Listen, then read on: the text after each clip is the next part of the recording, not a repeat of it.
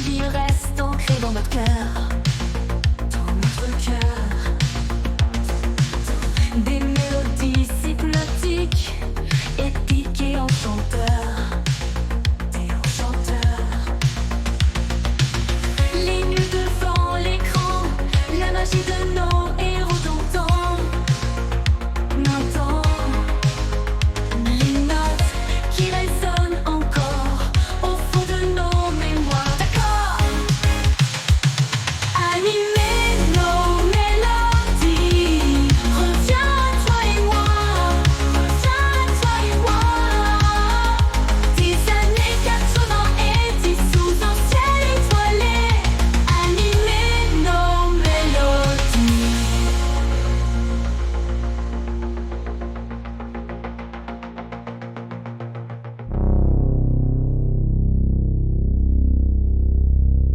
Bonjour à toutes et à tous et bienvenue dans Animer nos mélodies, votre podcast dédié aux musiques qui ont marqué ou pas l'histoire de l'animation. Aujourd'hui, nous allons partir du Japon et nous rendre de l'autre côté de l'Atlantique et plonger dans l'univers de G.I. Joe, Héros sans frontières. Mais avant, laissez-moi vous parler de mon tout premier partenaire pour Animer nos mélodies. Vous aimez les mangas, les découvertes inattendues et les surprises venues tout droit du Japon ? Alors foncez découvrir mangabox.fr. Chaque mois, recevez une box remplie de trésors. 3 mangas, souvent méconnus mais passionnants, des goodies sous licence officielle, des encas japonais. Et avec le code promo ANM10, profitez de 10% de réduction sur votre première commande. Plusieurs formules existent pour tous les goûts et tous les budgets. La Manga Box Premium, par exemple, contient une grosse figurine, une Funko Pop, les mangas, des snacks, le tout pour 49,99€. Autant dire que tout le reste, c'est du bonus. Alors n'attendez plus et entrez dans l'univers de mangabox.fr. Et utilisez mon code ANM10 pour profiter des 10% de réduction sur votre première commande.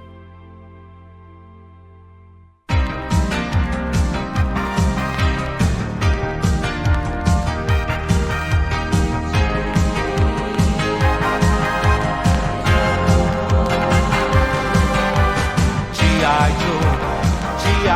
Joe, plus des copains et des héros, héros sans frontières, guerriers de l'univers.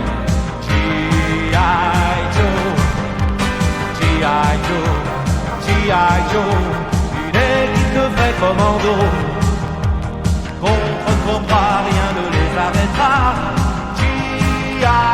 Joe, c'est dans une base secrète se cache Cobra. Il a prédit que la planète demain explosera. L'alarme a déjà été donnée. Les G.I. Joe sont là. Leurs avions sont prêts à décoller. Attention à toi Cobra. G.I. Joe, G.I. Joe, tous des copains et des héros. Héros sans frontières, guerriers de l'univers. G.I. Joe, il n'y a pas un instant à perdre. Cobra vient d'attaquer. On aura besoin de leur aide pour sauver la liberté. Speedy, Flynn, Bazooka, Lady Jai, les G.I. Joe sont là, toujours prêts à livrer bataille. Attention à toi Cobra. G.I. Joe, G.I.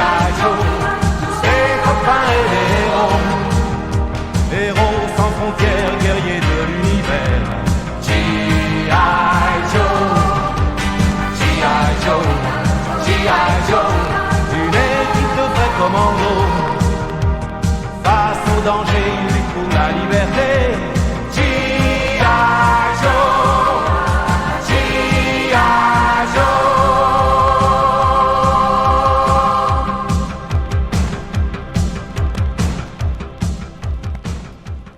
Vous venez d'écouter le générique français chanté par Roger Candy. Le générique américain, qui a été composé par Fort Kinder et Anne Bryant, est un pur concentré de patriotisme américain avec une fanfare militaire, des chœurs virils et une mise en valeur des valeurs US, justement, le courage, le devoir, la loyauté. D'ailleurs, son refrain est plutôt simple et martelé à coups de cuivre. G.I. Joe est un héros américain, un vrai. G.I. Joe est là. Mais quand la série arrive en France, en 1987 sur TF1, tout va changer. CBS Records confie l'adaptation à Alice Donna, qui est une figure incontournable de la chanson française, qui a composé par exemple pour Serge Lama. Et elle compose un nouveau générique original, totalement indépendant de la version US. La voix chaude et dramatique que porte ce générique français, c'est celle donc de Roger Candy. Roger Candy, de son vrai nom Roger Marcel Candy, est un chanteur, compositeur et arrangeur français né en 1946. Il commence sa carrière dans les années 70 aux côtés de Michel Fugain en tant que membre du Big Bazar où il co-signe plusieurs titres à succès. Il enregistre aussi sous le pseudonyme de GG Candy. Dans les années 80, il devient un artisan discret de la musique de variété et du cinéma populaire, notamment en collaborant sur des bandes son de films. En 1987, c'est lui qui interprète le générique de G.I. Joe Héros sans frontières, donc sur une musique d'Alice Donna, avec des chœurs assurés par son épouse, Valentine Saint-Jean, et Manu Donna, le fils de la compositrice. On n'est plus dans l'hymne militaire, mais dans une chanson pop héroïque, plus proche des génériques français de l'époque façon Jace, Mask, voire, allez, les Chevaliers du Zodiaque. Ce changement radical n'est pas anodin. En France, on évite le discours martial pro-US, le Real American Hero devient donc un héros sans frontières, combattant non pas pour l'Amérique, mais pour la paix mondiale. Et musicalement, le générique français s'inscrit dans la tradition d'ailleurs des productions AB, on peut le dire. Refrain accrocheur, rythme rock, envolée vocale et une orchestration dramatique qui parle directement aux enfants et à leur imaginaire.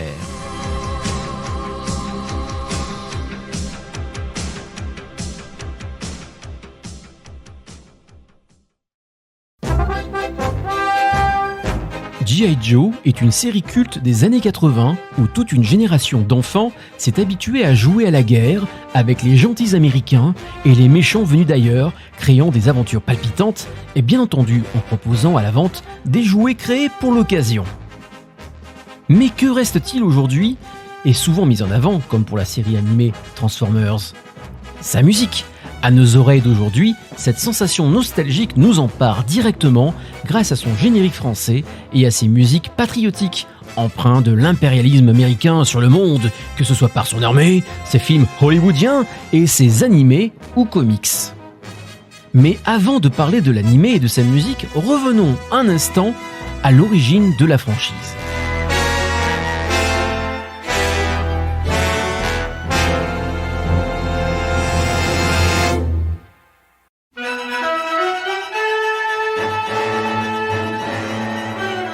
G.I. Joe naît en 1964 aux États-Unis sous l'impulsion de la société Hasbro, comme réponse masculine aux poupées Barbie de Mattel.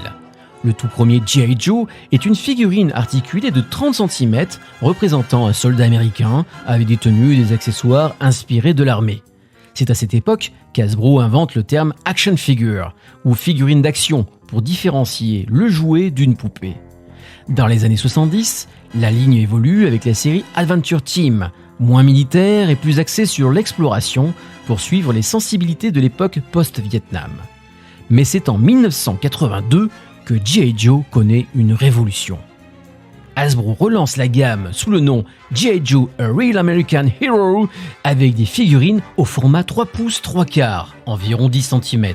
Plus maniable et économique, accompagné de véhicules, de bases et d'un univers narratif développé grâce à des comics Marvel inclus avec les figurines et bien sûr une série animée. Et c'est donc en 1983 qu'est lancée la première mini-série animée G.I. Joe A Real American Hero en partenariat avec le studio Sunbow et Marvel Productions et à l'animation confiée à Toei Animation au Japon. Le studio Sunbow a marqué toute une génération de jeunes américains, à l'instar de la DIC, avec ses dessins animés colorés, épiques, et il faut bien le dire, un petit peu commerciaux aussi.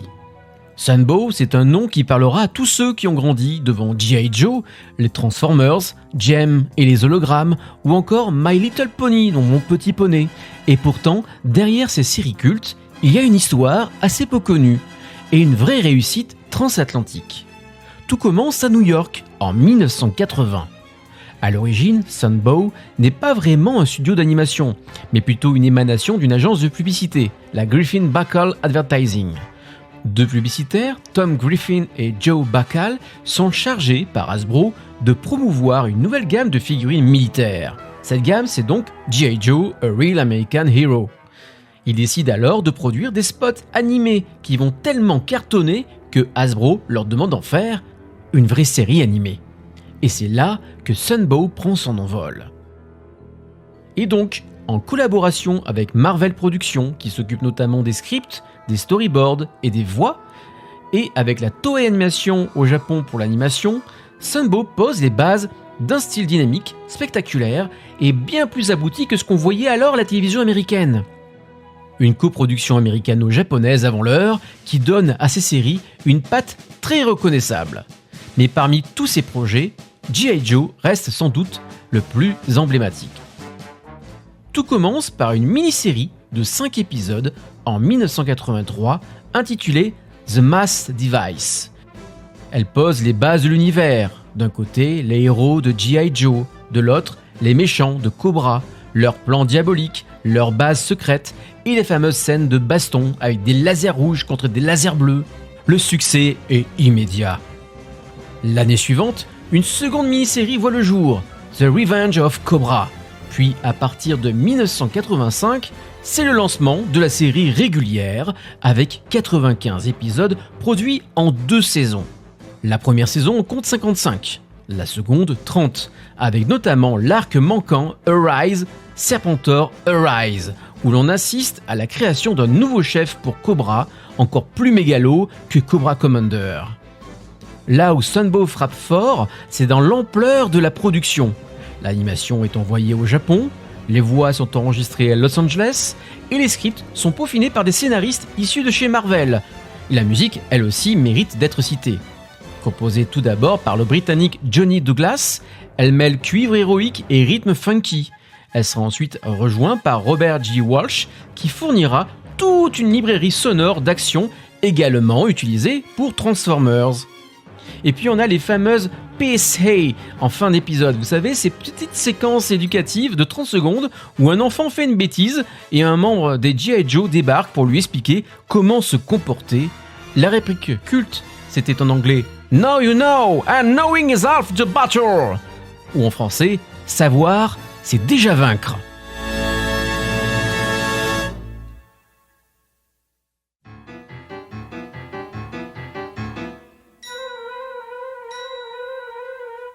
Prévu pour sortir au cinéma, le film G.I. Joe The Movie, en 1987, ne sera finalement diffusé qu'en vidéo aux États-Unis et en France d'ailleurs aussi.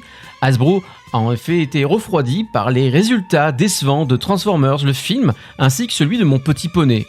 Le long métrage introduit donc un nouveau ennemi, Cobra là, et développe encore plus ce background de Cobra et la création de Serpentor. Le succès de la série s'accompagne évidemment de ventes massives de figurines, et le modèle dessin animé plus BD plus jouet devient alors la norme dans toute l'industrie du divertissement pour enfants.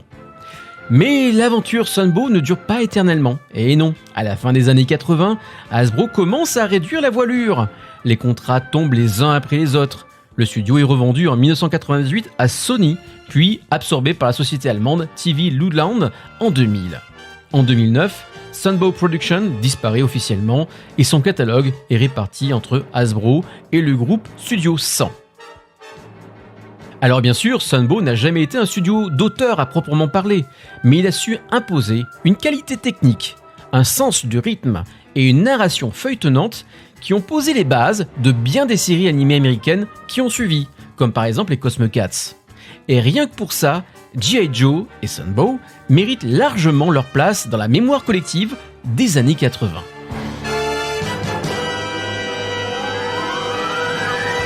La série, elle, sera diffusée en France sur TF1 à partir de 1987, Tout d'abord le samedi après-midi avec Astro le petit robot, l'amour du risque, sous le titre G.I. Joe, Héros sans frontières. Puis sur TF1 encore plus tard, lorsque le Club Dorothée va arriver, c'est Bernard Minet qui va chanter un nouveau générique. Que voici.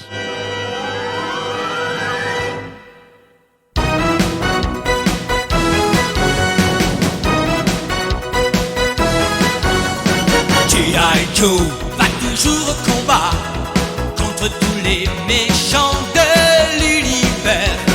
G.I. Joe toujours triomphera. Il est le plus grand des héros sans frontières. Quel que soit le pays, il surgit pour défendre notre liberté contre ses ennemis. Sans répit, il saura se battre et toujours triompher. G.I. Joe va toujours au combat contre tous les méchants de l'univers. G.I. Joe toujours triomphera. Il est le plus grand des héros sans frontières. Contre les forces du mal, immoral, G.I. Joe vous détruira sans peur pour que vienne le jour où l'amour et la paix feront triompher le bonheur. G.I. Joe va toujours au combat contre tous les méchants de l'univers. G.I. Joe toujours triomphera. Il est le plus grand des héros sans frontières. G.I.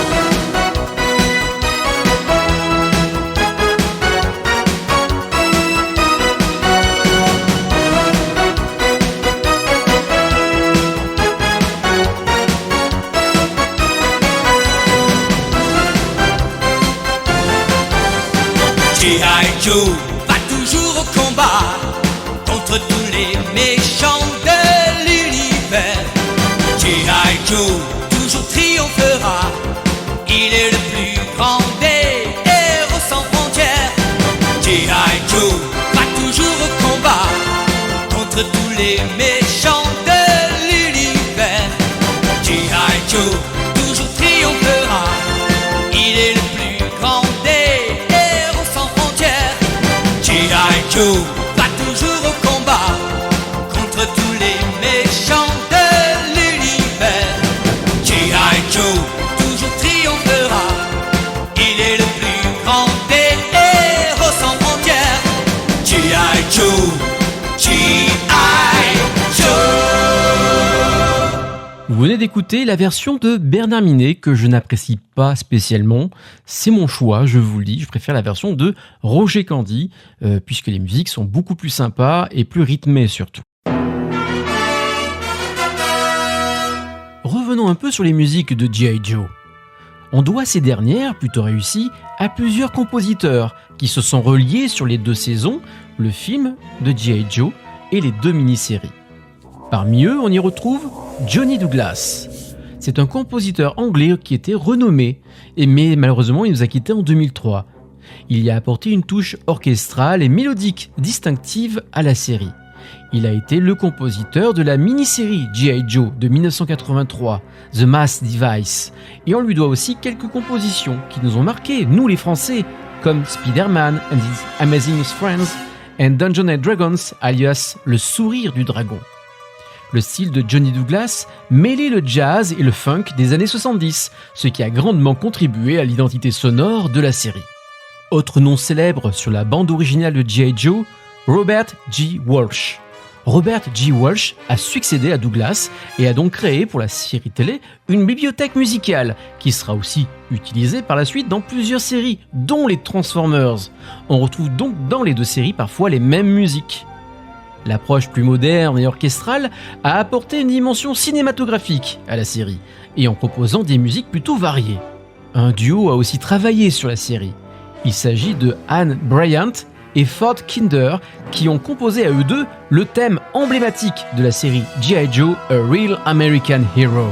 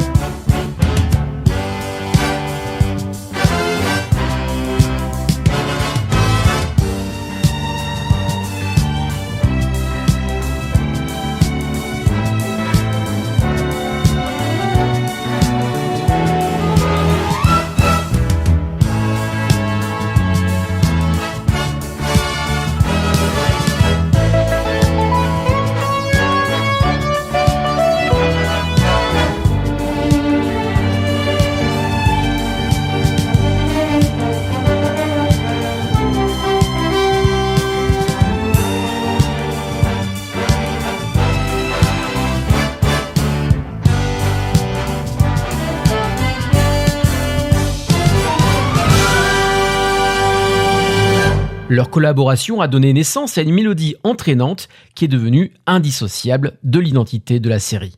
En 2020, les fans ont eu le plaisir de découvrir la première édition officielle de la bande originale de la série, intitulée Hasbro Present 80... Alors, je vais le dire en français, parce que je sens que je vais avoir du mal. Hasbro présente un classique des années 80, la musique de G.I. Joe, A Real American Hero. Et oui, je préfère que ce soit plutôt en français. Ce vinyle de 180 grammes, édité en version rouge opaque et en noir standard, propose plus de 40 minutes de musique inédite, principalement issue des mini-séries The Mass Device de 1983 et La Revanche de Cobra de 1984, ainsi que quelques pistes pour la première saison de la série. Parmi les 37 tracks, on retrouve des titres emblématiques tels que, bien entendu, l'opening, de titres Technological Turbulence, le Sky Track, Fly or Fight et Victory Celebration, qui sont les thèmes les plus connus. Cette édition limitée, distribuée par Universal Music Group, est devenue un objet de collection prisé des amateurs de la série et de musique d'animation. Et je le possède moi-même, et oui, je le possède, ce dernier, bien que je n'ai pu avoir que la version Black Edition, c'est-à-dire la version standard.